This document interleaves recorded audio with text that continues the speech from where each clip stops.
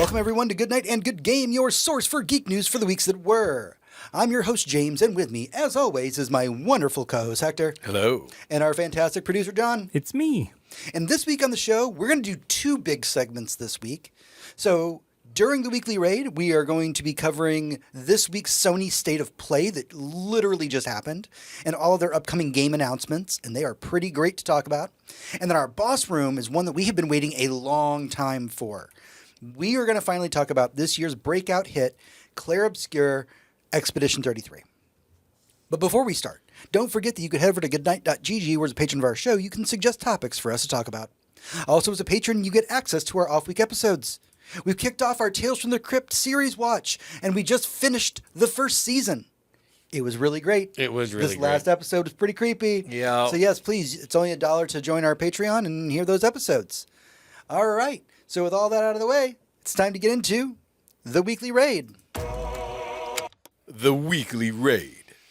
All right, everyone. Welcome to the weekly raid, your roundup of this week's geek news. With it being a slower news week in the world of movies and gaming, Sony has blessed us with a fantastic state of play that we're just going to dive into. So let's just get right to it. The first thing that we need to talk about is what opened the show. Yeah. Let's talk, and Hector, I'm going to have you lead this conversation because you have definitely know more about this than I do. A little game called Saros. And I really wasn't prepared for this until when I saw the trailer, because I knew Housemarque was making another game. I knew it starred Rael, one of our favorite boys.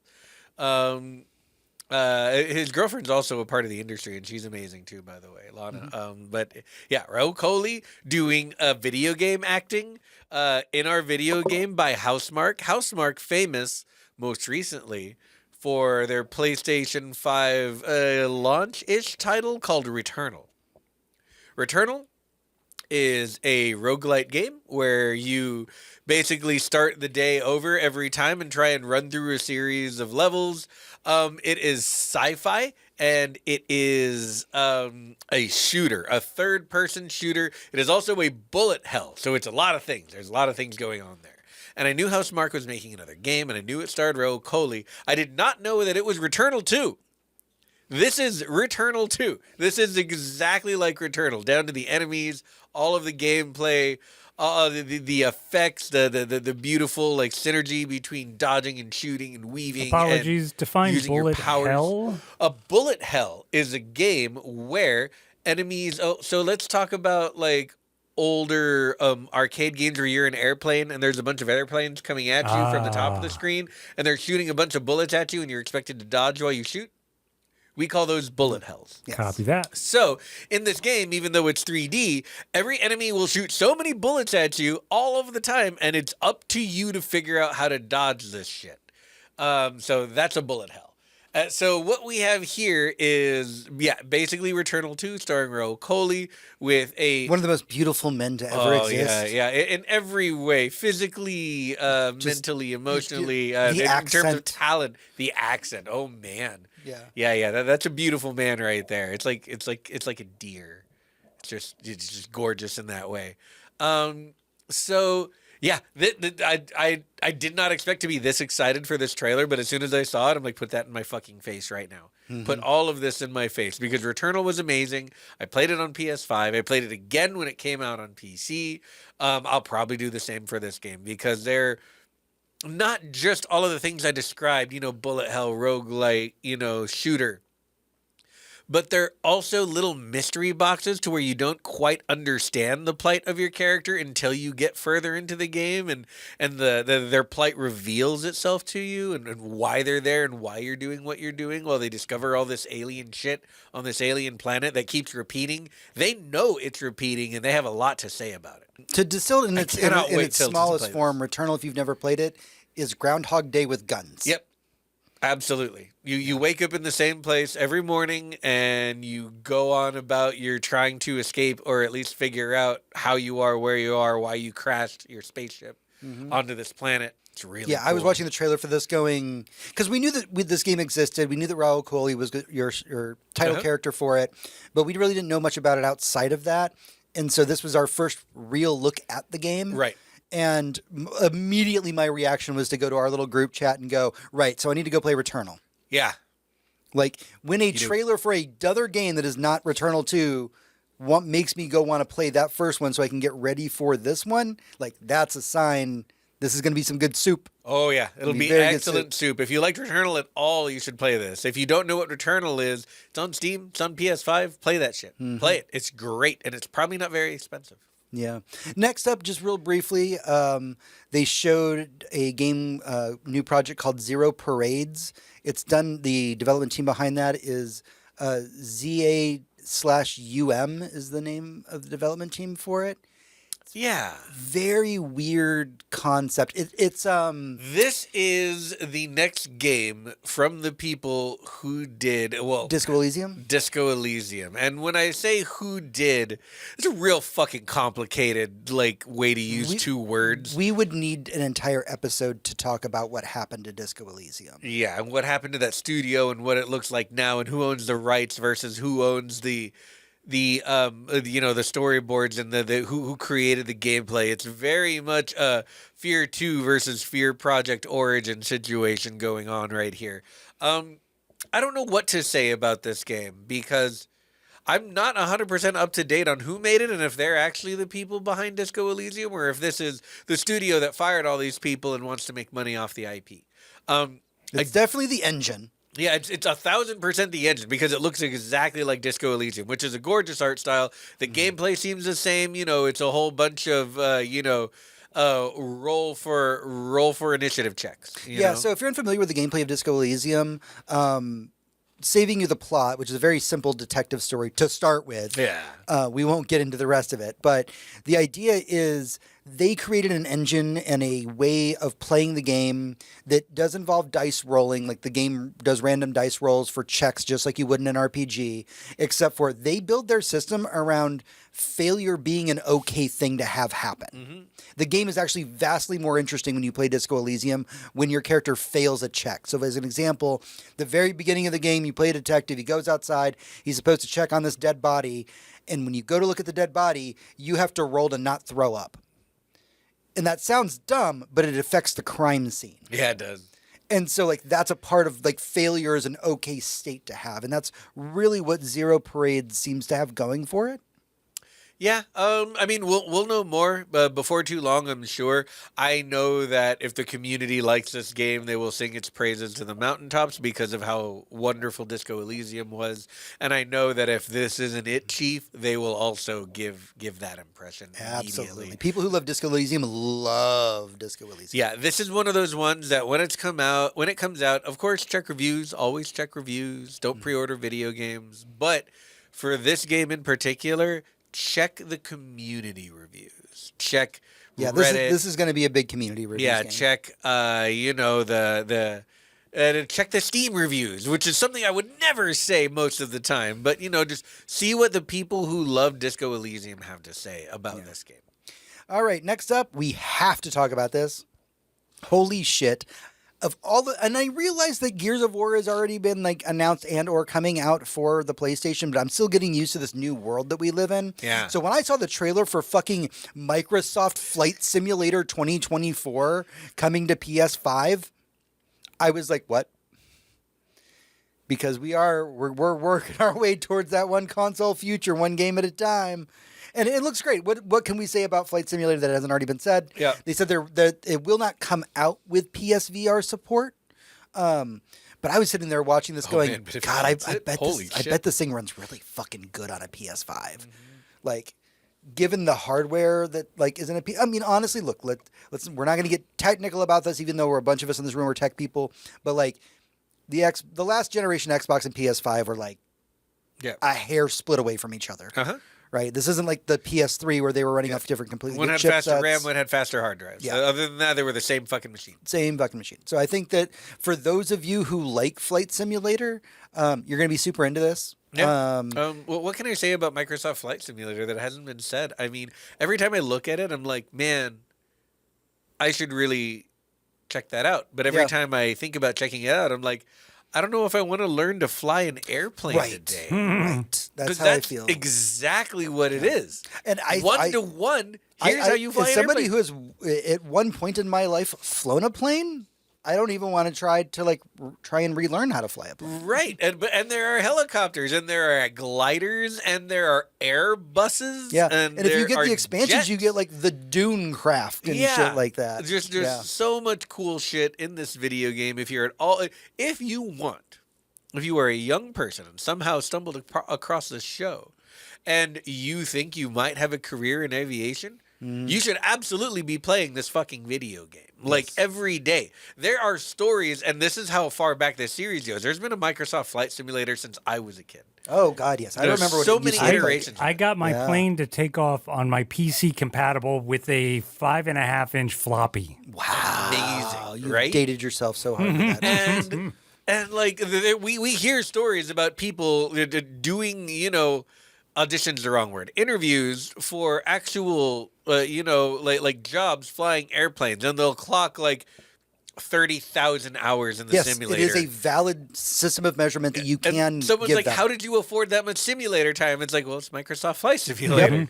I wasn't in the $2 million machine that I have to rent time out on the airbase. This is a game that right now costs you like $60 to get, but back when it first came out, it was one of the few, and I use the term game loosely because it was just a simulation, would cost you like hundreds of dollars. Oh yeah, and it only had a couple planes in it. Yeah, but again, it's 1-to-1. Yeah, absolutely. Next up that they showed at State of Play, they showed off Battlefield 6. We knew this was coming. Yeah, we got a story trailer or something. What we know about it, though, is that it is influenced by several movies, including Generation Kill and Civil War. Love that. So that'll give us a real good idea of what this game's going to be like. I don't know. We played the beta for multiplayer, and it was my first time playing a Battlefield game. Oh, really? Yeah, we had a great time. We thought it was good. The time to kill was a little off, but it's beta. I'm also a person who doesn't do a ton of first-person shooters on console, so this would be a PC thing for me. For sure, same. Still looks good. But also, it looks great. There hasn't been a good Battlefield in a long time because the last one was kind of crap because they were trying new stuff that nobody liked to make it a little bit more like Overwatch. Gross, right? So, this is just absolutely more of the Battlefield that everyone loved.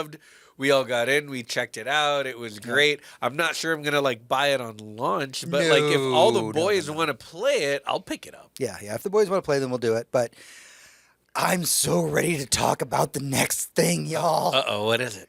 What do we got? This blew my fucking mind. The original Deus Ex being remastered, re-released, PS5, PC, who knows where the fuck else. Is it Night Dive? Who's doing it? I don't know who's doing it. They didn't say. Oh, wow. Night Dive has the pedigree. But it's the original Deus Ex, y'all. I hear, James, that you're a bit of a fan of this one. Funny story about that. I got into Deus Ex with the trailer to Human Revolution. And before it came out, my coworker Moss was like, hey, dude, if you're going to play Human Revolution, I just recommend you play the original. Yeah. And then sat down and I did play the original. It was a bit jank. Oh, for sure. Honestly, broken as shit. It was even broken and jank back then. But it was still good. It was fun. The story the story kind of holds up even worse now that we've gotten older and the world is where it is now. We're so much more cyberpunk now than we were then. Right. But we don't have any of the cool parts about cyberpunk. Yep.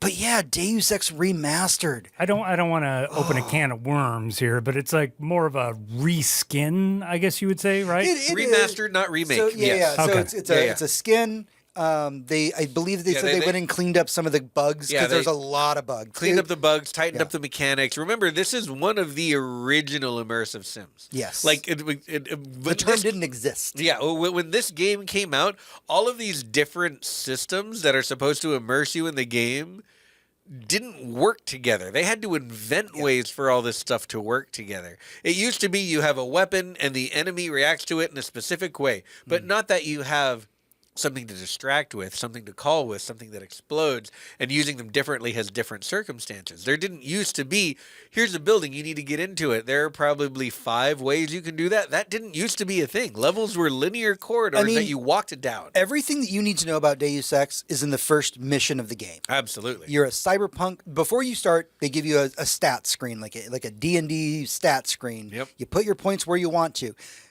By the way, Deus Ex is one of the few games where if you don't put points into firearms, you can't shoot a gun. Yeah, you're bad at shooting guns, and it should not be something you try and interact with the world with. And you know what? You have a lot of other options. You don't have to use a gun. But the first mission, you show up, and they're like, there are terrorists in the Statue of Liberty.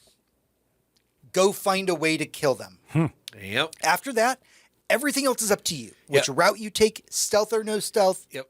They drop you on Ellis Island, and they're like, it's like, here, there's danger over here, there's danger over here. There's a secret way in, there's a front way in if you want to, like, talk your way in. There's, all of the options are there for you. Yep. And that was our real introduction as a society to what an immersive sim is. Yep.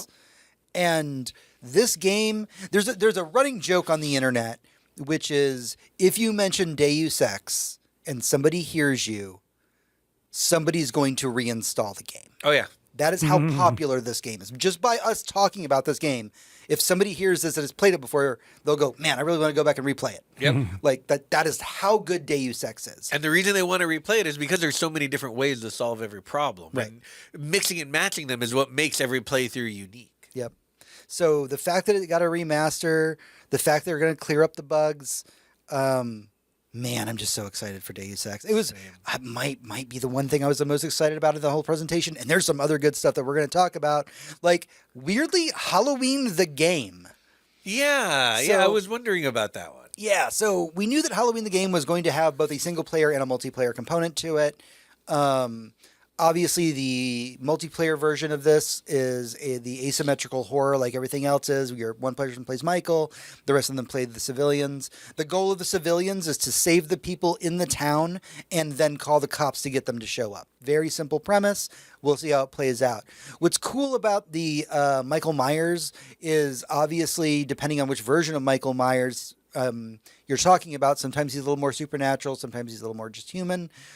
In this, he has something called, I think it's called like shape vision or something like that, where he effectively becomes invisible and can move really fast, but he can't do anything else. It's just for him to move. It's just a repositioning thing. Yeah, it's just a repositioning mechanic. It's that whole thing in a horror movie. Like, how does the bad guy keep showing up the way that he does? He was just upstairs. How is he in the yard? Yeah, and so like shape form allows him to kind of float around and get to where he needs to go to take everybody out. Nicely spooky. Yeah, and they didn't really go into the single player aspect of it, but I think as it gets closer to time, because I think they said it's coming out September 8th, 2026.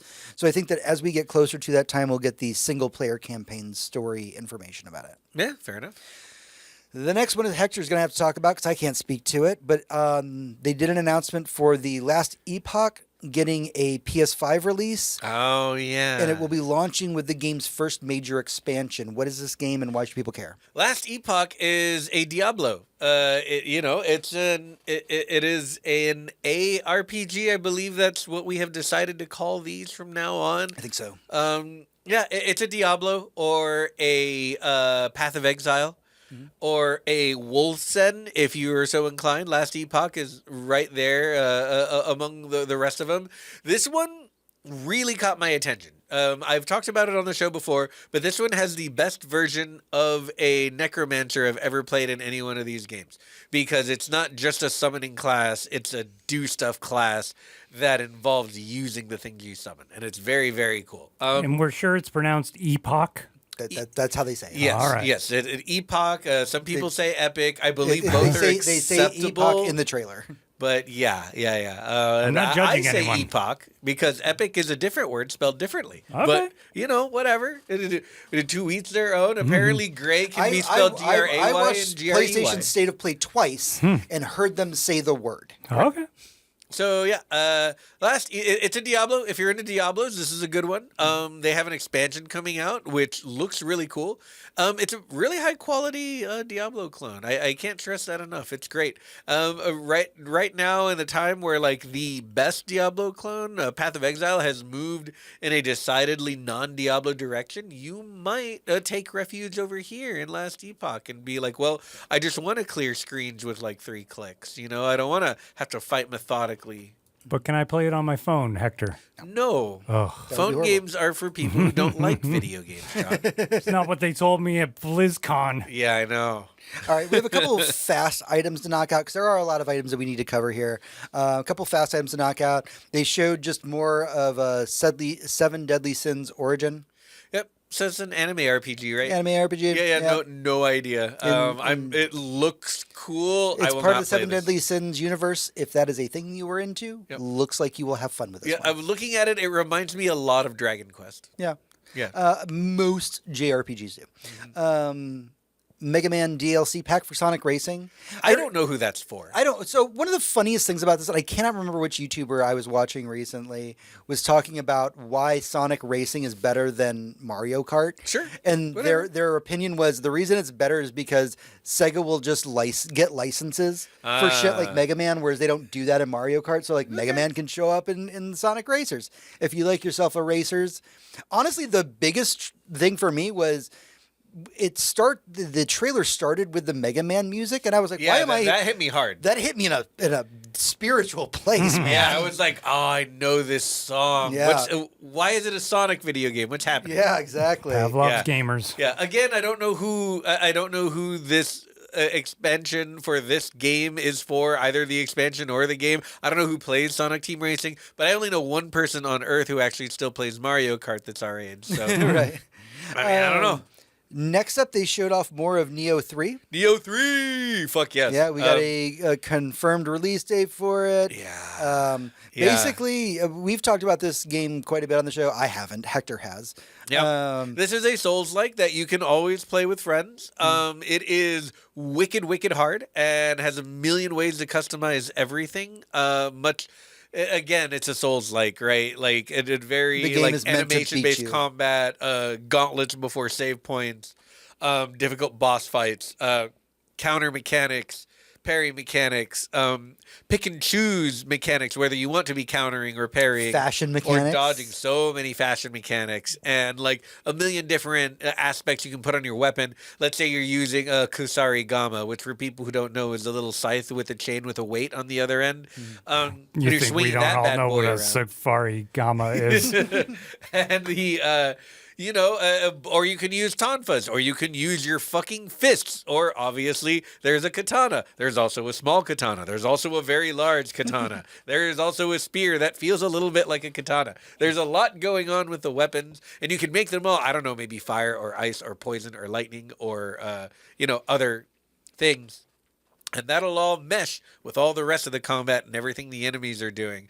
It is a chaotically complex game when it comes to all the different systems and the way that they interact. But if you spend the time, much like Monster Hunter, to really absorb yourself in it, it'll take over your life for like a month or so. And I can't wait to boot up part 3 with Ross, and hopefully James will join us this time. I think I will. And it's gonna be a good time with us, all of us getting our asses beat. But next up, another game that I went, what? that Stephanie Sterling went, what? Yeah. Dynasty Warriors 3 Complete Edition Remastered. Okay. This was Why this one? wild. Yeah. But I remember the moment I saw the trailer for this, I was like, Sterling's going to lose their shit because they just put out a video not like a month or 2 months ago that was about how this was one of their favorite Dynasty Warrior games. She does Dynasty Warriors like every 4 episodes. Yeah. Right, but they're always like, the new one sucks. Yeah. And this video was very specifically like, I always talk about why the new ones suck. Here's the best. So hold on. Yeah. If I was to insist on playing Dynasty Warriors, I would just play that one. That's the one to play. That one. that's the Like one. wait for the remaster Just and wait play for the that remaster, one. get that one, enjoy Okay, because yourself. I have never once played a Dynasty Warriors, but every time I see one being played in a movie or on a TV show, I'm like, That looks like a lot of fun. It absolutely can once a year, or honestly more like once every 3 years, I get the scratch, the itch to like play a Dynasty Warriors game, and like I'll pick up like Dynasty Warriors Gundam or something like that because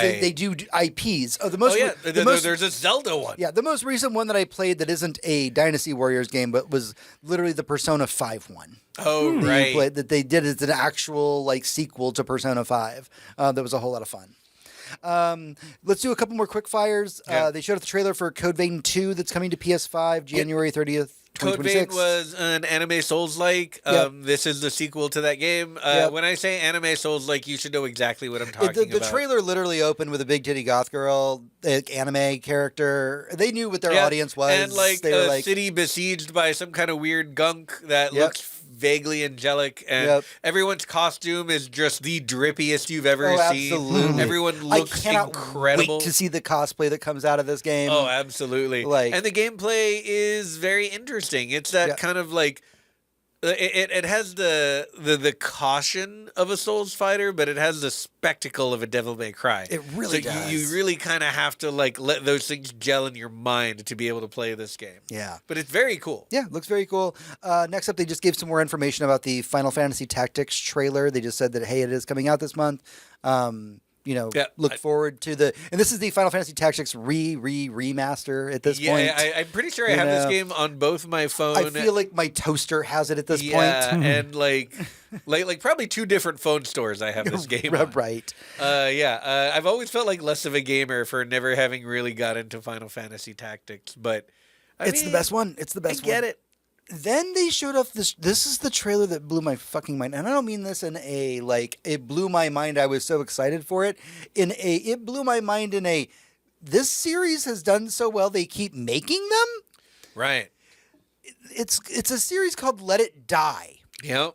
In the original was like a free-to-play game that only came out like 6 years ago or something like that. It was it was like a PlayStation 4 kind of like multiplayer only weird arena like dungeon thing. Yeah, it's a straight up like roguelite in that like you lose everything, your character dies, you lose any customization to your character, like you lose it all when you go, and then you maybe get a couple of power-ups and go from there. But I remember playing the original one and going like, I mean, it's fun, but I don't see how this could keep going. Yeah, I'll tell you what it reminds me of, and it's just so that I can describe the game to y'all a little better, because I don't expect any of you to know what this game is. But there was a game that Ross pulled me into at some point called Eternal Return.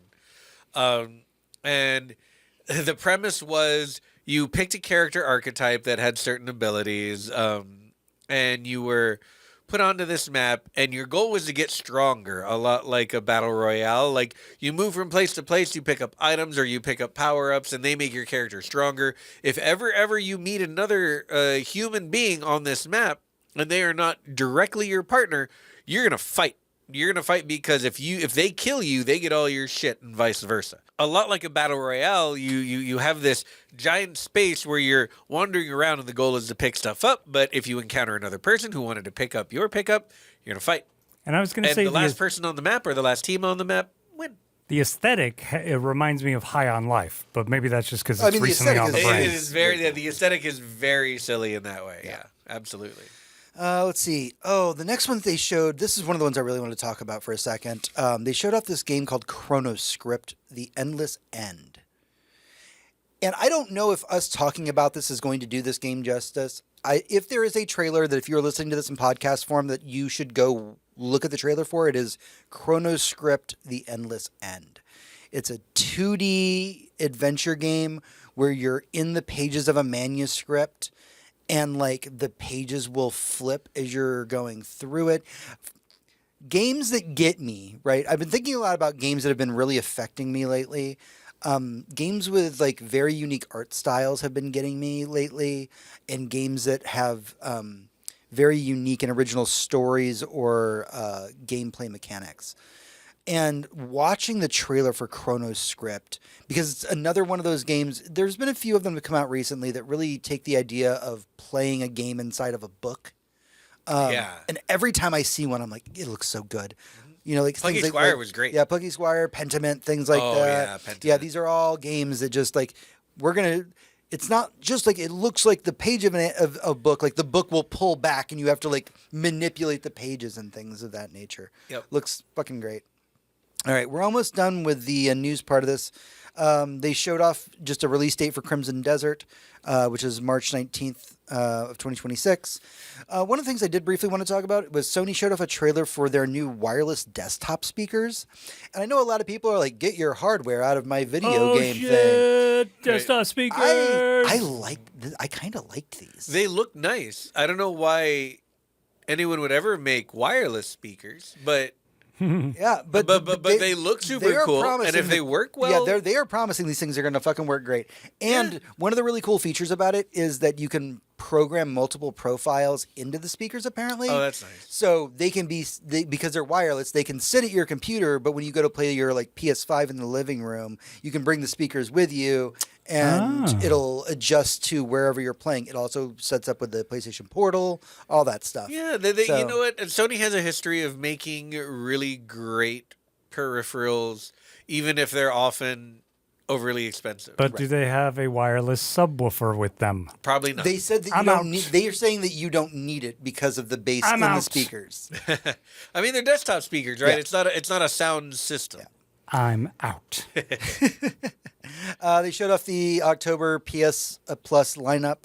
Those are going to be Alan Wake and The Last of Us 2 Remastered. Okay, yeah. Alan Wake's great. If you haven't played it, play it. Then play part 2. Yep, there you go. They showed off a video of the Gran Turismo 7 Spec 3 update. Yay! If you're a Gran Turismo person, it looks great. I've always admired visually the games, but I'm not a racing guy. No, they're incredible. I just don't know anyone who plays racing games, and I'm not even a car person. Honestly, things like Forza and Gran Turismo, not to sidetrack the conversation, are always interesting because they're a barometer for how graphics are during that console generation. Like if you ever say like, what's the one series you can go to tell like how far graphics have come? Look at the Gran Turismo games. Yep. Those are the things that tell you how far we have come in graphics since. Yeah, I'll tell you, just look at a Gran Turismo game, look at the year it came out, and that is how good graphics were. Yep. That year. I like Burnout, but that kind of declares me not a race car game guy. No, that's an arcade racing game, and it's just Gran Turismo is a fucking simulator. Yes. I mean, they did an entire movie about how somebody only played Gran Turismo and then became a professional racer. That was a real story. Yeah, that's real. That is a very real story that actually happened. Microsoft Flight Simulator ass story about Gran Turismo. Called Gran Turismo. It's called Gran Turismo. Okay. Yeah. They showed off. Came out last year. Yeah, it came out last year. They showed off a God of War 20th Anniversary Limited Edition DualSense controller. They didn't give a release date for it. But it looks cool. Absolutely gorgeous. Yeah. I have too many PlayStation controllers, and this one is mostly just white. Yep. But it looks amazing, and I kind of want one. Yeah, still. I really want the one that just came out with for Death Stranding 2. Like, yeah. All right, there's only one more thing to talk about in the news section. The most probably important thing for us to talk about. It's going to be. It's Insomniac finally showed us a full trailer for the Wolverine game. Which I'm very surprised that they did. Wow. Yeah. This game. One of the things that I want to talk about this trailer, so it obviously looks so good. And if there's another trailer that I encourage you to go watch, it's the Wolverine trailer. But I will say this. There was a really great tweet or Blue Sky post or something. I wish I could credit the person who said this, that I read it when this happened, that said, all of y'all motherfuckers were insulting this game when they showed you the pre-alpha footage. Yeah. When the pre-alpha footage came out, and everybody's like, look, this game's so bad. Why would I ever buy the Wolverine game? Because it looks so bad. Right. And everybody was like, dude, it's pre-alpha. Like, this is just like nothing is there yet. The animations aren't there. The textures aren't there. And then now we got the trailer for it, and everybody's going like, my dick is so hard. Even if I do not have one, I have a metaphorical dick that is so hard for the Wolverine. And like, it looks so cool. One of the things that I think the trailer's kind of showing off that I'm interested about is it seems to have kind of this real-time regeneration system. Right. Yeah. And also what seems like a very real-time dismemberment system. Yeah.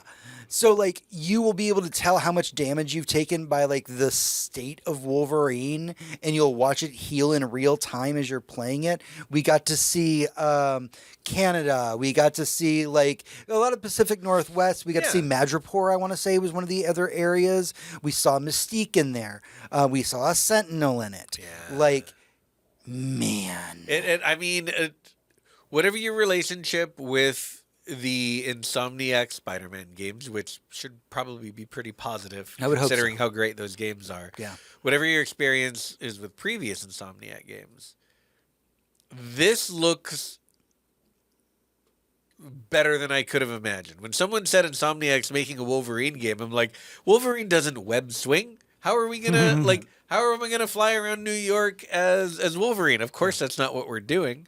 But I'm not sure Spider-Man translates, and it doesn't from what I've seen. They just made a whole other video game about a whole other Marvel character, and it seems to really fit that character, and I love it. My thought about this, and I could be completely wrong. This is just me doing a hypothesis on the whole thing. Here's my theory: Spider-Man naturally lends itself to being an open world game, right? Like, so that works for Spider-Man. Spider-Man and Miles Morales get to have these open world games where they kind of go stop crimes. This looks like Wolverine, but Uncharted. Right? Yeah, yeah, absolutely. It does. It's got like this bespoke story like vibe to it. Yeah, it looks like it's gonna be a very tight story. You're going from set piece to set piece. You know, who you encounter is who you encounter. Man, it looks really good. Like, and I gotta say this just by the way, because y'all know I do love me some comics. I have for the longest time fucking hated Wolverine as a character. I'm one of those people who survived the '90s flood of Wolverine fucking books. When it was all Wolverine, because he was angsty and we were angsty. Right, yeah. Before Deadpool was the thing, Wolverine was the thing, and he might as well have been Nirvana. Right, it was just like, okay, I am so over this at this point. That being said, it's been a long time. Wolverine's come back around. He's not in everything. So I'm excited for this because, like, Wolverine as a character is pretty cool. Like, he's got a really interesting past. It doesn't look like, as far as we can tell from the trailer, they're going to get into his past. We are very solidly with a Wolverine who doesn't know what his past is what they said during the interview. Okay. Which is not how Wolverine, at least wasn't for a long time. We got his backstory finally. Yeah. So it'll be cool to kind of go back and play a Wolverine. And weirdly, his backstory, I think that's the reason why we're afraid of previs, like forever, right? Is because of Wolverine Origins and the cartoon claws that they showed us, which is hysterical. Yeah. Like that. And then when the entire movie got leaked just with previs visuals, and it just looked. And then like the actual movie didn't improve it at all. Yeah. Also, I don't remember the actor's name. That they did give us the actor who was playing Wolverine, but he's either, and please do not rake me over the coals for this one. He is either Australian or New Zealand. I couldn't remember where the accent was, and I was like, "Oh, is that just where we get all our Wolverines from? Do all of our Canadians Wolverines come from this part of the world?" Yeah, when you got a winning formula.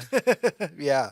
All right, that's everything that we have for the boss room this week, or for the news this week. But stick with us as we get into our main topic in the boss room.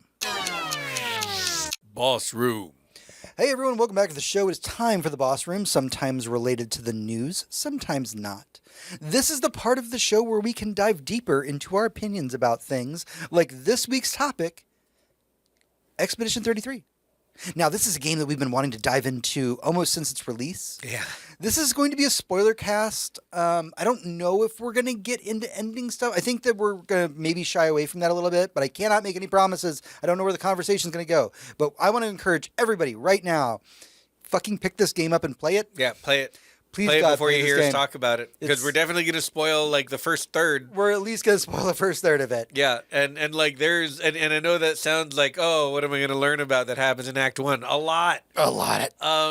There's So much. layers and meaning and characters and writing and So for our audience unfamiliar with Clair Obscur, Expedition 33, it is a 2025 role-playing game developed by French studio Sandfall Interactive. It is published by Kepler Interactive. It takes place in a dark fantasy world.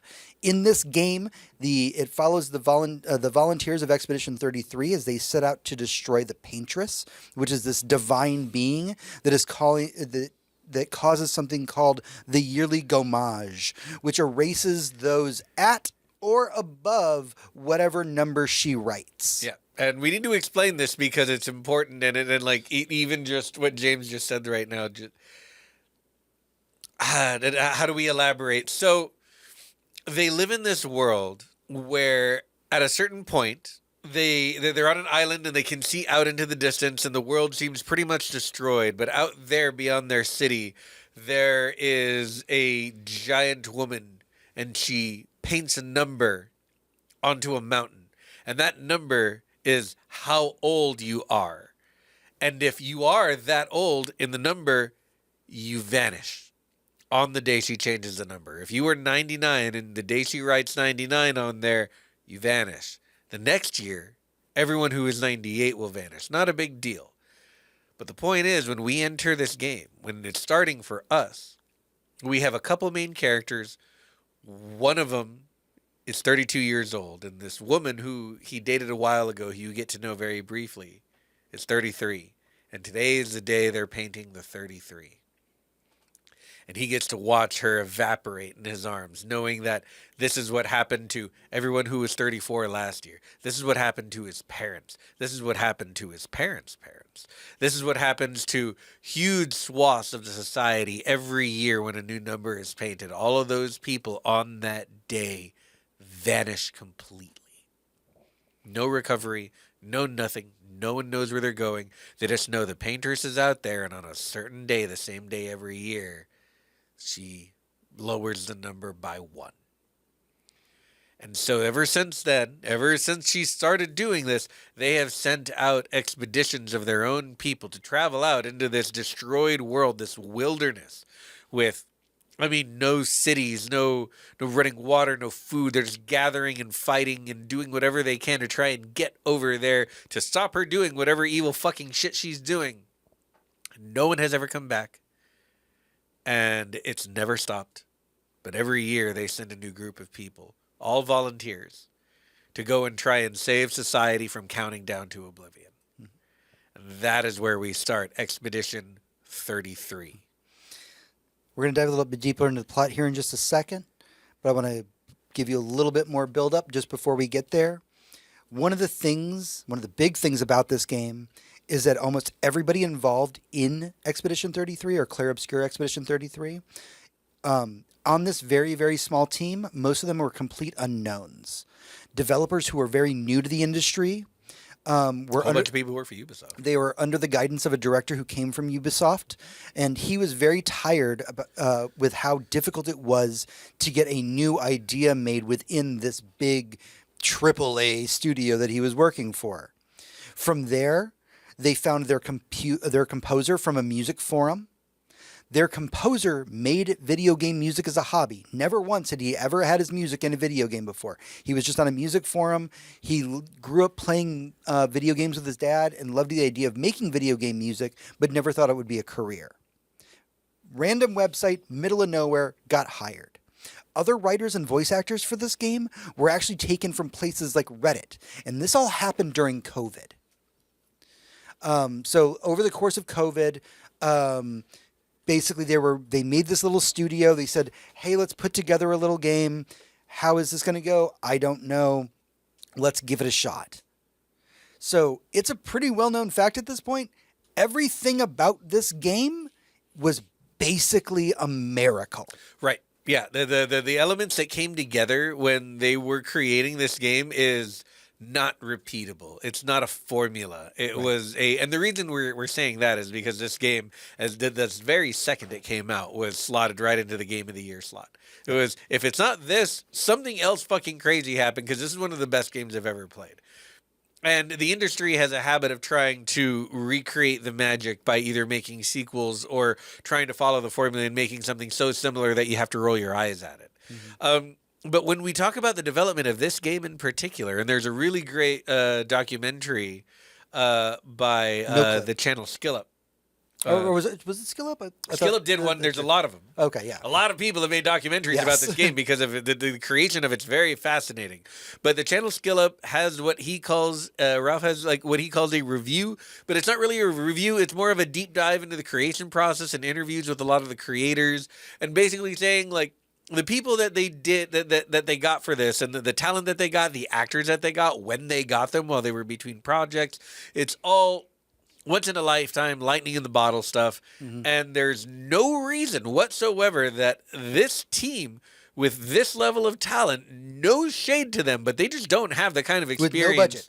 That a team like Naughty Dog might have. Mm-hmm. And no budget, a AA budget to create a game that looks this good, plays this well, has this kind of themes, this kind of systems, and that they're all diegetically important to the story. Mm-hmm. That doesn't happen. So let's talk first about the combat of this game, because you cannot talk about Expedition 33 without talking about the combat. Right. Because if you've never played it before, you would go, oh, it's just a turn-based RPG, right? Yeah, it feels like a JRPG. It's a JRPG that gives you an extra button, and that extra button changes everything. 2 extra buttons, but yes. Absolutely. There is, when it's your turn, you can press different buttons to decide what kind of action you want to take. Do you want to just directly attack? Do you want to use a magic ability? Do you want to heal someone, yourself, or some member of your party? All standard tropes. Classic JRPG stuff. Now, when the enemy it's their turn, your job in a JRPG is to sit back and see what they do to you. But in Clair Obscur, Expedition 33, your job is to lock the fuck in, to lean forward in your chair. And if you're feeling like you've got the magic, you can press the dodge button. And you might be able to just completely dodge all the damage that they're dealing, which is pretty cool. It's difficult, but it can be done. Now, if you dodge at the exact right time, you get what's called a perfect dodge. And that can restore some of your action points, allowing you to do more things when it's your turn again. But that's one button. The other button is parry. Now, parry has the exact same timing as a perfect dodge. And a parry opens up all kinds of windows for you. But the most important one is the ability to immediately hit back. If you parry correctly, when someone attacks you, you will attack them back. And that changes the entire dynamic of every single fight in the game. Every single fight in the game. Setting apart yourself from all the JRPGs that you were mimicking very well to add in mechanics that belong in an action game just to keep you more engaged and also give you the opportunity to make yourself more powerful simply by learning the game rather than grinding to give yourself the numbers to fly through the game is so brilliant. And I'm honestly completely surprised that this is the first time we've thought of it. So it's fucking 2025. To that point, so the parry system, absolutely. Yeah. During the interviews with the developers, and I'm going to try and not sidetrack this too much, but during the interviews with the developers, they talk about their influences about games growing up. Final Fantasy is a primary example of a big influence for them as they were developing the game. Final Fantasy X is their biggest influence, and if you know the themes of Clair Obscur, it makes complete sense. Also, a lot of them have talked about Final Fantasy VIII. I want to say specifically because in Final Fantasy VIII, when you go to attack, a lot of the attacks, like Squall's Gunblade, you could like pull the trigger and shoot somebody when you're playing a turn-based RPG. Yep. That's kind of part of the systems that led to where we are now. Right. Just a little bit more active inclusivity but into the never combat, has a JRPG had a fucking parry system. No, absolutely not. And that's not the only mechanic I want to talk about and I might expound upon this more later when we get into like story and themes, but there's this thing that you can do where you equip trinkets, right? You can hold like 3 of them and they'll give you certain abilities based on what they are. And it could be something like, hey, when you parry, you get even more action points. Or hey, when you dodge, you'll heal a friend. You know, something like that. Just tiny little trinkets, and there's a million of them in the game and they all do different things. And if you wear a trinket and win battles, you can get the ability to equip the ability of that trinket permanently in a separate slot and use a different trinket. So over time, your characters will just continue getting these abilities more and more. And the game will get easier. And easier isn't the right word, but it's the first word that comes to mind. The combat will get easier. And the combat will make you feel more like, oh, I've seen this before. I've done this before. I've got this handled. And there are fights that can last literal seconds in this game. And that is not because of how easy the game is, but because of how good you've gotten. But then it'll be late game and they'll throw something insane at you and you'll be like, I don't have the right combination of abilities to get through this, but I know if I can figure my character in a certain way, I can one-shot this thing. I can kill this thing before it has a chance to make a move. And that becomes a huge part of the strategy of playing the game later. It isn't just that you ground your character to 9999 level. It's that you figured out the part of the game that makes this easier. And when you know that the game is all about fighting current systems, about revolution, essentially. Imagine a French game about revolution. Wow. I know, right? Novel concept. And about, the more you grow and the more you understand the way that the pieces of the system work, the less it has a chance to fight you correctly. And the more you can just move on away from it. While the parry system is novel and incredible, and I did probably one of the most enjoyable parts of the game, it was the pictos and the trinkets that really made me think about how the game presents itself to you in its combat. And it feels deep, when you think about it. It feels like something you could write an essay about on its own. Yeah, and we'll get a little bit more into the background and the culture of the whole thing, but this is a game that is created by a French game development studio, very much rooted in French history. I mean, the shot is of the Eiffel Tower destroyed in the background. Yep. And the big question of the game that kind of looms over your head as you're watching it is, why is the city called Lumiere? Did they just forget that they were in Paris? These are all things that a person who hasn't played the game might ask. And I'm going to tell you right now, the answer's in the game. Oh, yeah. All the answers to everything. Everything has a mechanical reason. Everything has a story reason. Yep. But let's talk a little bit about the characters. I think that's the next thing I want to get into. Because Expedition 33 has just some of the most amazing, beautiful, tragic characters just ever put into a game format. Yeah. Our main character, Gustav, who we start with, who watches the love of his life be melted away in front of him. Early in the game, after the expedition sets off and they land where they're supposed to land, and an incident happens, and almost everybody from the expedition dies, and Gustav thinks he's the last one. And there's this scene, and this is in the first 20 minutes of the game, where you watch Gustav, who's played by Charlie Cox, by the way. By the way, that's Charlie Cox. Yeah, Daredevil is playing this character. Yeah. Sits down on a pile of bodies of expeditioners that have come before from all the other expeditions. Puts the gun to his head and is like, well, I guess this is it. Yep. Full on giving up. And I get it. And in that moment, you get it. And then Lune shows up right at the best possible moment. And the conversation that they have is such a well-written, real conversation, which sounds weird to put it in that context. No, but it is. It feels like, and the worst part about it is because it's a video game and everything's beautiful and it's everyone's dressed really cool and very stylized and everything looks amazing. And at the same time, they're having a conversation between two soldiers in the same war who are in the same platoon. They're having a conversation about, hey man, what are you doing? We need to move on. He's like, no, I'm done. I got to get out of here. Everyone's dead. Everyone's dead except for us. Are you telling me my little sister's alive? Because I'm going to go get her and we're getting the fuck out of here back to Lumiere. And she's like, what's our fucking motto, dude? What's our fucking motto? And all of their mottos are about those who come after. Mm-hmm. And when one falls, we continue. And she's just sitting there reminding him of every oath he took. He just watched everyone he's ever been friends with die. Basically, everyone that was on this expedition Everyone who he trained with, everyone who he learned to fight with, they all just died in front of him in a matter of seconds to things far, far more powerful than they are.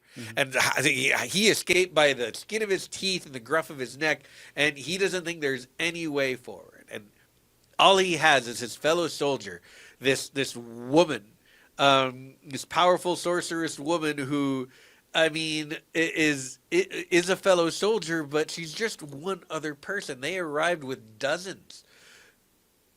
And she's the one who has to tell them, no, even if it's just the two of us, we continue. Yep. Like, that's what we do. That was our oath. That was our goal. You don't get to kill yourself. You don't get to run away back home. We're here to do a thing. The characters are so interesting and vast and complicated. Right. And going character by character would be the entire, like, it would be a 2-hour thing by itself. Easily. But, like, we can give you, like, a couple archetypes, right? Like, we have our main character, Gustav, who's the one that we spoke about earlier, who is just ready to end it all. We have Lune, who, you know, was raised from a child to be a warrior, to fight this fight. Mm-hmm. You know, and that's a whole other pathology that she expresses throughout the game that is just beautifully well written. Mm-hmm. But, of course, we have Mael. Every character in this game on Expedition 33 is pretty close to the age of 32, if not actually 32. They're not 33 yet for sure because they'd be dead, right. But they're all around Gustav's age. Mael is, I want to say 16. Yeah, she's 16. She is there because she wants to be there because her brother Gustav, who brother/father, person who adopted her, Gustav, is going, and she doesn't want to live in Lumiere without him. She doesn't want to be a part of the place that, like, you know, she was an orphan in. She wants to be with her brother and their family, and she's trained to fight. And yes, she's 16, and she could have several more years before she gomages, but she's not interested in that. Mm-hmm. She's interested in fighting for the cause. She's interested in revolution, even as young as she is. And over the course of the game, you discover how incredibly valuable that is. Mm-hmm. There's a lot about the setting that we could talk about for ages.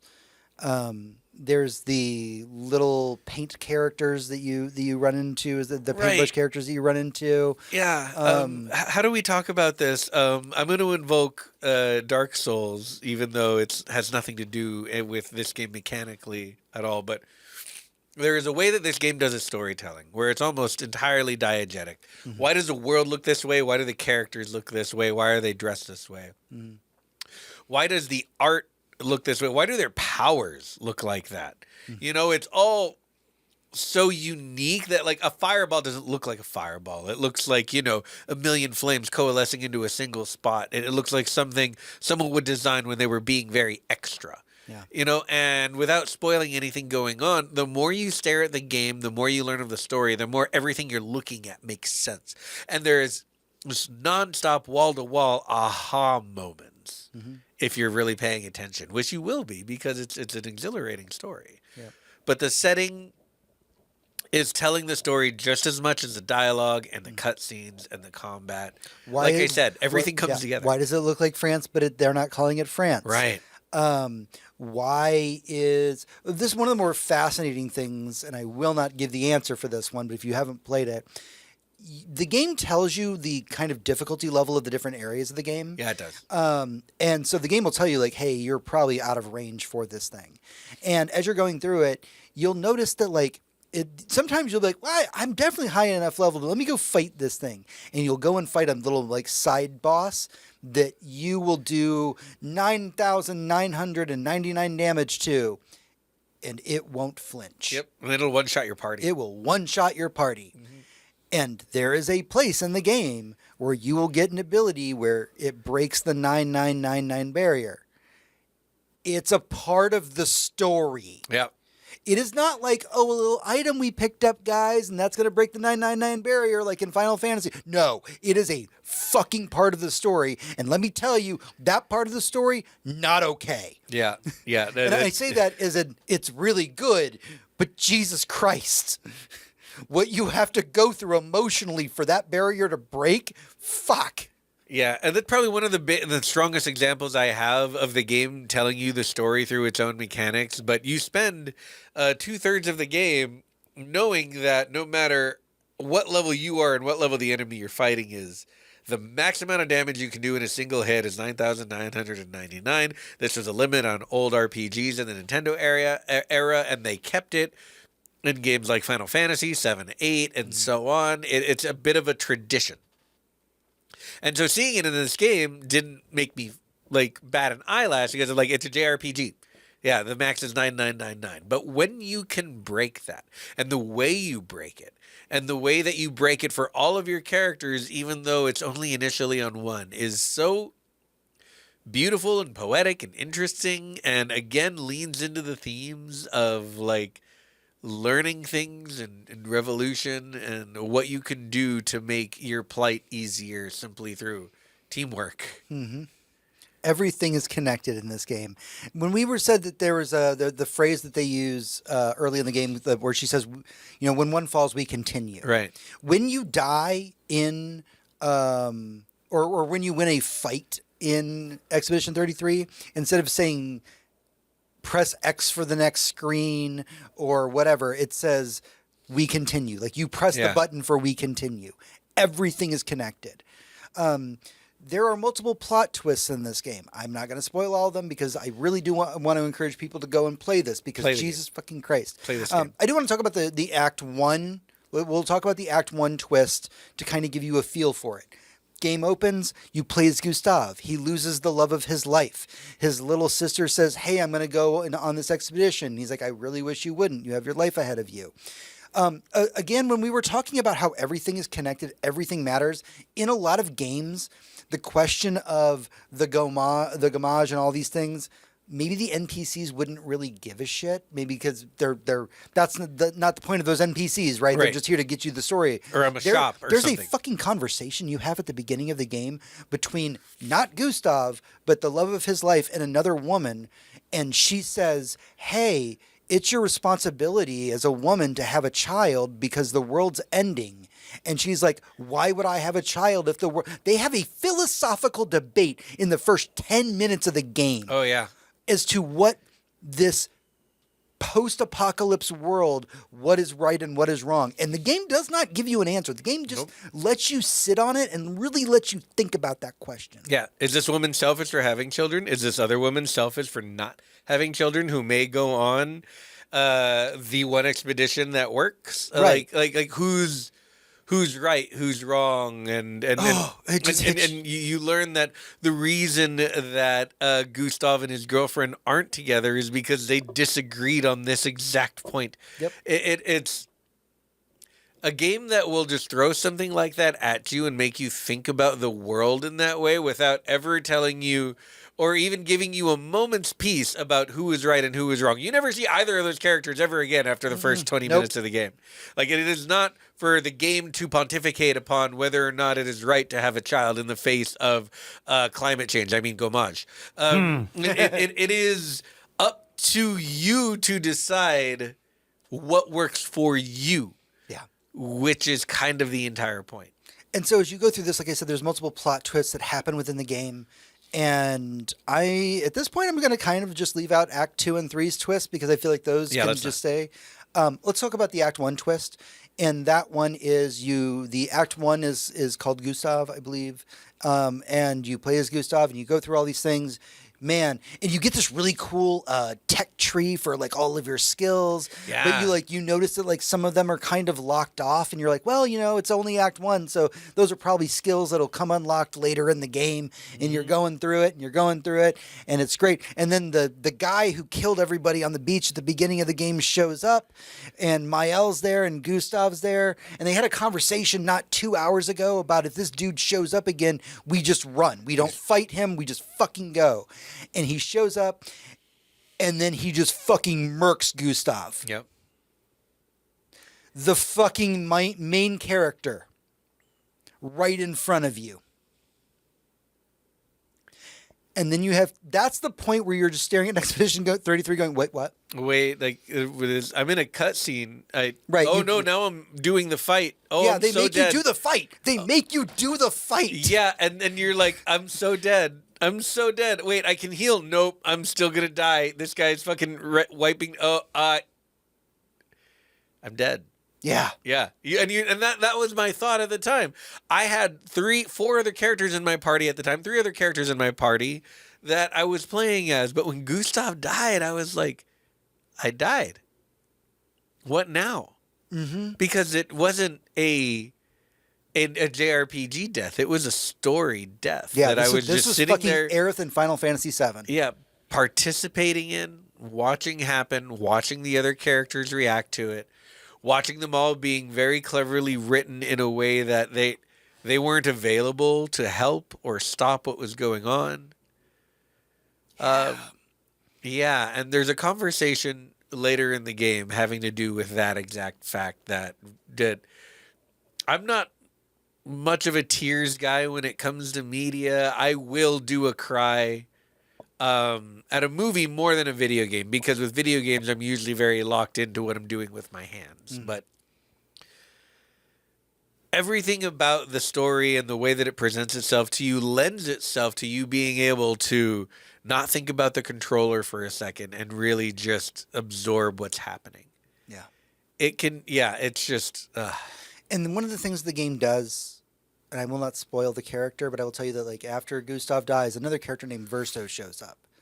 And I'm going to tell you right now that everybody I talked to that was playing Expedition 33, as I was talking to, because I beat it before you did. Yeah, you did. And so I was asking you probing questions without being like spoilery about it. Yep.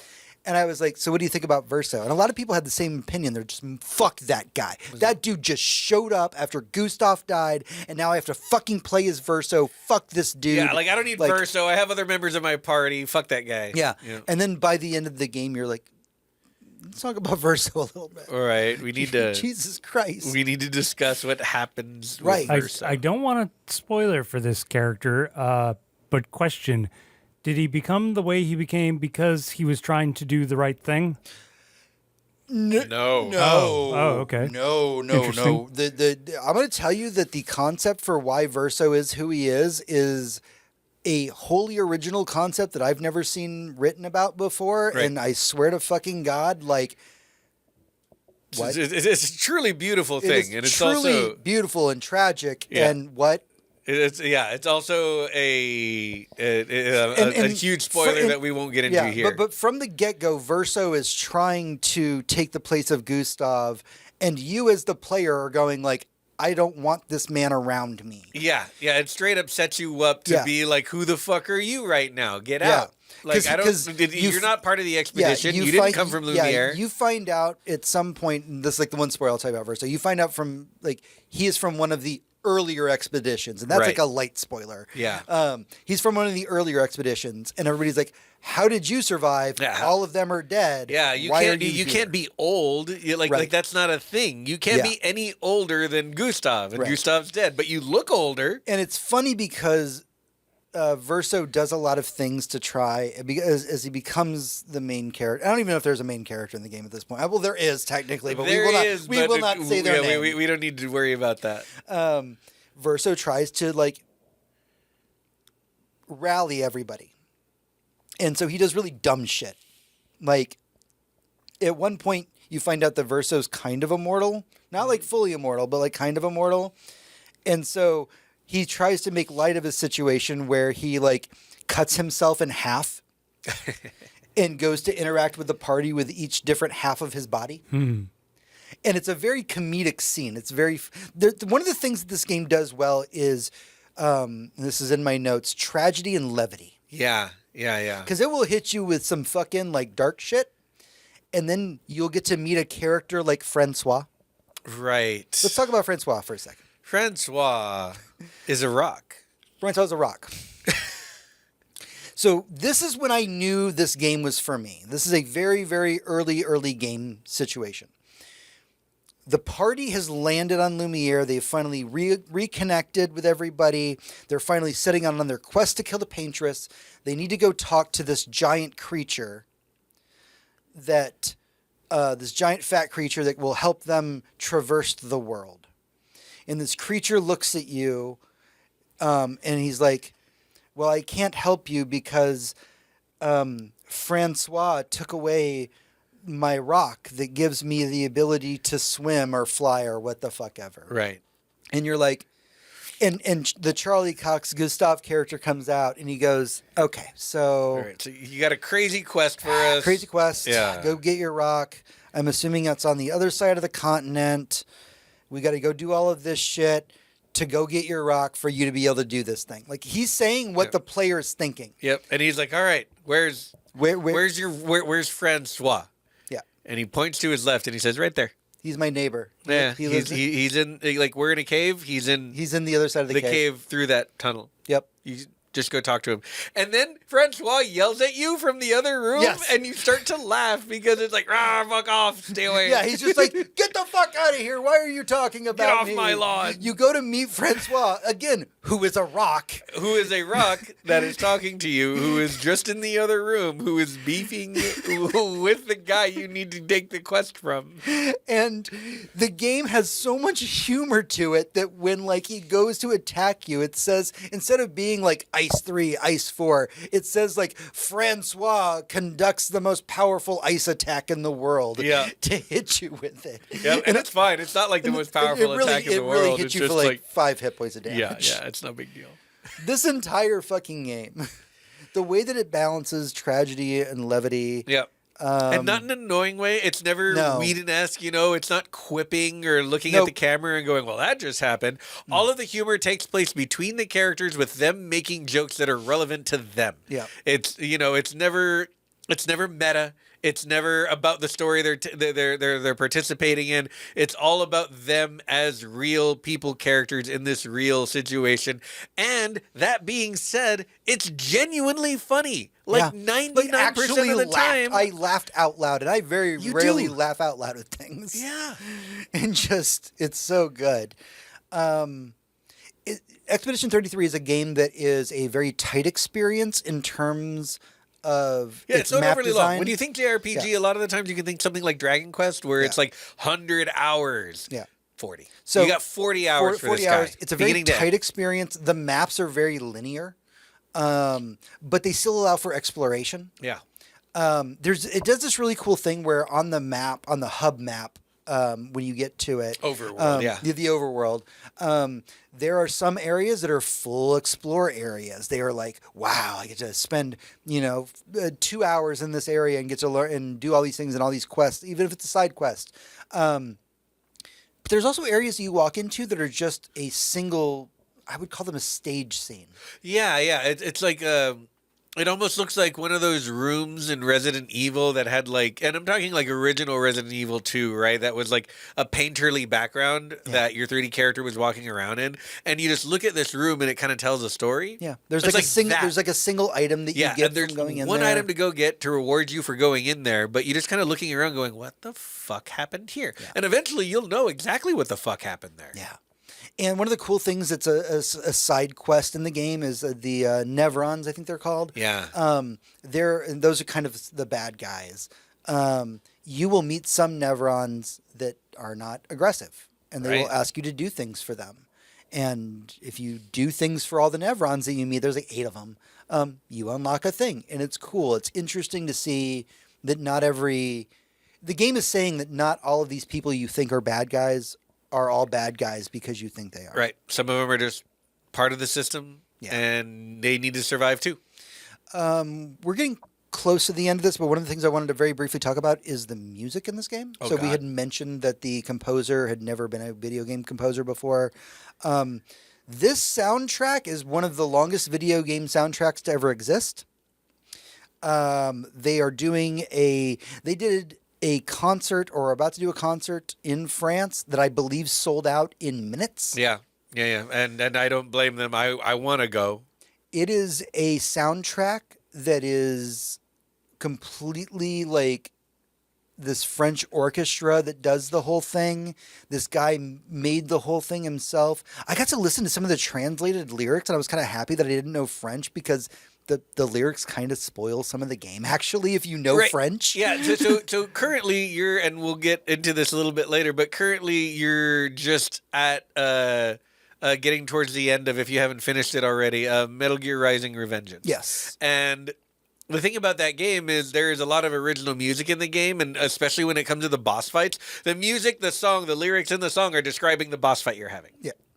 This is the same thing. Mm-hmm. When I think of God tier soundtracks that are better than the best soundtrack of all time, soundtracks that are so good that the game isn't as good without them, like not even close to as good without them, you know, and there are certainly games on this list. I think Final Fantasy VIII is one. Obviously, Nier Automata is one. There are a lot that I'm leaving out, but this game instantly goes on that list. Like maybe even straight to the top. The music in this game is some of the most hauntingly beautiful stuff I've ever heard. It's meaningful. It has musical tracks that just coincide and scan so well with what's happening on screen, even though it's a song someone wrote about the game, that it on its own could bring you to tears. And I'm talking about some stuff that happens towards the end of the game, but like the song alone, the variation on the theme of a song you've heard 100 times just to let you know how hard in the paint we're going for this fight, it just, oh man, like all the hairs on your arm just stand up straight to attention when you hear stuff like this. This is a soundtrack for the ages. I want the vinyls. I want to listen to it on its own. I have listened to it on its own. It's on my Spotify. It's going to be in my Spotify Wrapped. Yeah, I would never skip it in the game. If this were one of those games that I was going to play for like 500 hours, like an MMO or something, usually you turn off the game music and you throw on Spotify because you're sick of listening to it. We've played so much Rivals that I have no idea what the Rivals music sounds like anymore. Doesn't matter. I just got Spotify on. If it was the music Normally to I have this Expedition game... 33 music on while I'm playing Rivals. Exactly. If it was this game that I was playing for that long, I would never mute the music, ever in a million years. It is that good. It belongs that well, but it is also just that good on its own. Yep. And I can say without too much trepidation that you should, even if you're not considering playing this game, throw on the soundtrack. Yeah. It's on Spotify. It's on YouTube. Play this soundtrack, and I would bet you it will, if not convince you fully, give you a little bit more of an inkling to go and play this game. That the soundtrack is so good on its own. Just like what we were saying earlier in terms of like all the little story elements, the music is the same way. Like there's this one track that plays for this character Minoko that you meet, and it sounds so unlike everything else that you have listened to in the game. Everything else has been beautiful and orchestral and all these things. And Minoko's theme song is this electric theme that has this like wow, wow, wow, like start to it. And people figured out why it starts the way it does. And when you do, it's really sad, y'all. It sounds like a fun, happy song. And then you realize why it is what it is. So, yes, the music is absolutely fantastic. The last thing I want to talk about, because we do have to get close to wrapping the show up, is I want to talk very briefly, not about Expedition 33 specifically, but I want to talk about last year's Video Game Awards and what Larian Studios said when they came out on stage. Yeah, Jesus Christ.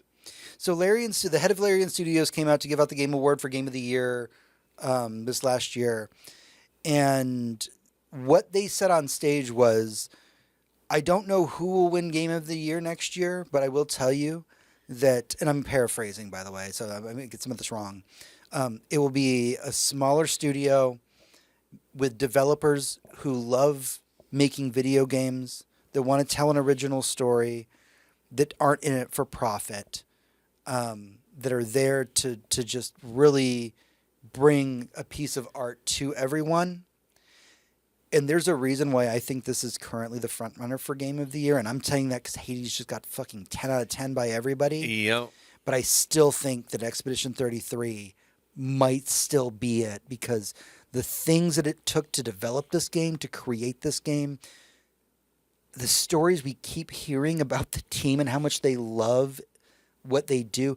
The Prime Minister of France fucking gave this studio, I forget the award that they got, but it was basically for promoting the Culture of France award because of the nature of this game.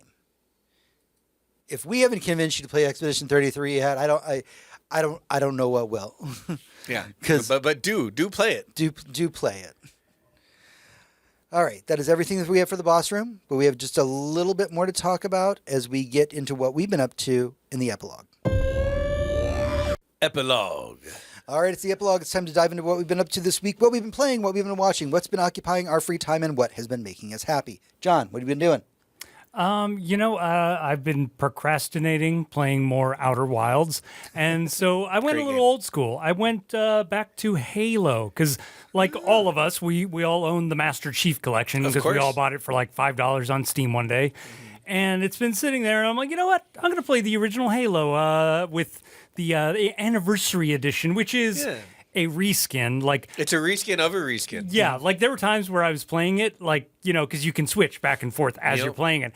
And I would be switching back and forth, and I'd be playing it, I'd be like, what version am I on? And I would go back and forth. I'm like, I can't tell. I know the original is a little darker, a little moodier, but anyway, I gotta say, the design level still kind of holds up. Oh yeah, the level design of that game was incredible. Yeah, the only thing it's missing for me is, some of the quality of life things. Like, how the fuck did we play without maps? Yeah, you just had to figure out where you were going. And by the way, I would like to express some anger both at my past self and at all my past friends in college.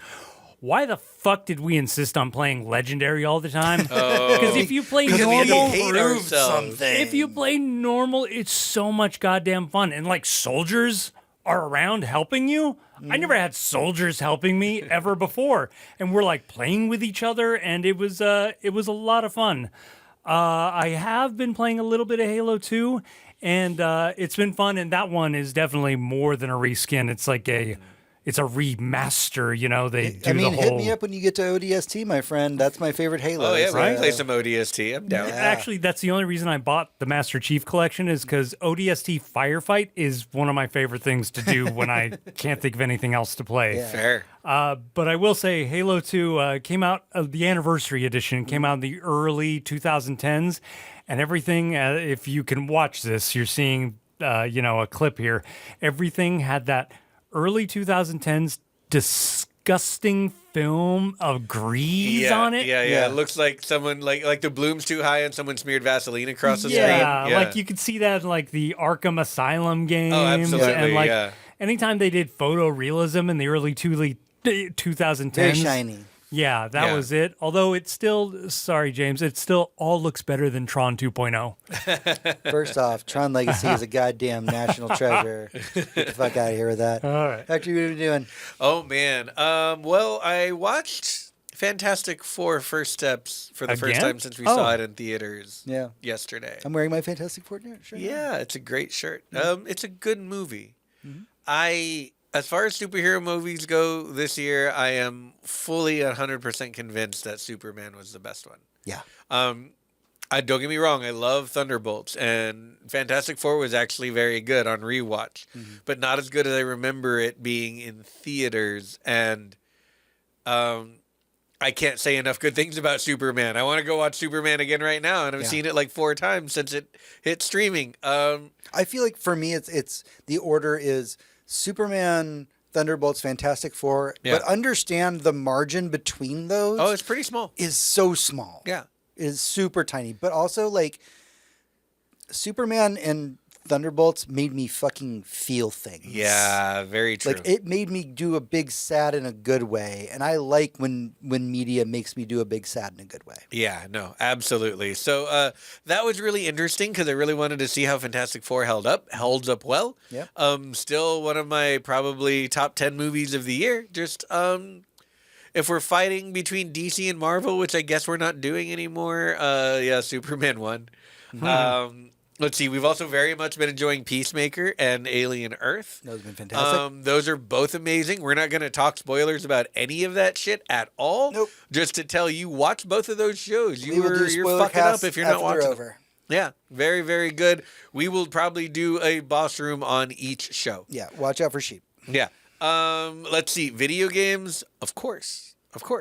I am playing yet another candidate for Game of the Year in Hollow Knight Silksong. Yeah. talk about a game with diegetic storytelling. It's almost entirely diegetic and atmospheric storytelling. It feels a little safe as far as sequels go because they did just make more Hollow Knight. That being said, I can't fault them for that because it was originally DLC for Hollow Knight. So, like, I can't be mad about it, even though it took them 7 years to make it. I don't know, man. They're a studio who doesn't do crunch and that's how I felt about Death people. Stranding too, man. Yeah. I was like, why complain about it? It's more Death Stranding. There's nothing to complain about. It's such a great fucking game. Yeah. And they really did play with it. I have been likening it to, like, the Symphony of the Night to Castlevania. And someone pointed out, like, not exactly in the soundtrack department, and I can kind of agree with that. The soundtrack is great, don't get me wrong. But the soundtrack to Hollow Knight was very much on the list of Clair Obscur style games. You're like, this is one of the best soundtracks ever made. The game doesn't work without it. Absolutely. So not quite there, but in the, like, you start this game off incredibly powerful compared to your character in Hollow Knight. And you have so much more to do and so much more to find and so many more ways to augment your play style that it's just, when you bolt those parts onto Hollow Knight, it makes for almost an entirely new game. I am loving Silksong very much. And I don't have very much longer to play it. I got about 2 weekends left to play it. And it's kind of long, but I got 2 weekends left to play it. And I'm working a lot right now, so I don't have a ton of time to play games. Before Ghost of Yote comes out. In days. In less than 2 weeks. I have 2 weekends, and then, like, the next Tuesday it comes out. And after that, you can miss me on everything. You can miss me on whatever else I'm doing, because I'm going to be fucking playing Ghost of Yote. Until we go to Japan. And then I'm cosplaying Ghost of Yote. But yeah, that's mostly what I've been doing. Just a whole lot of Silksong and TV shows with my friends. And, of course, Rivals with the boys at night. Yeah.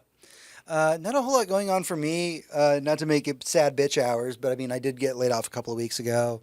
So a lot of my time... If you need a security person, yeah. I don't know what you do, James. If you want I'm to sorry. employ a director of IT, this is the guy. Yeah.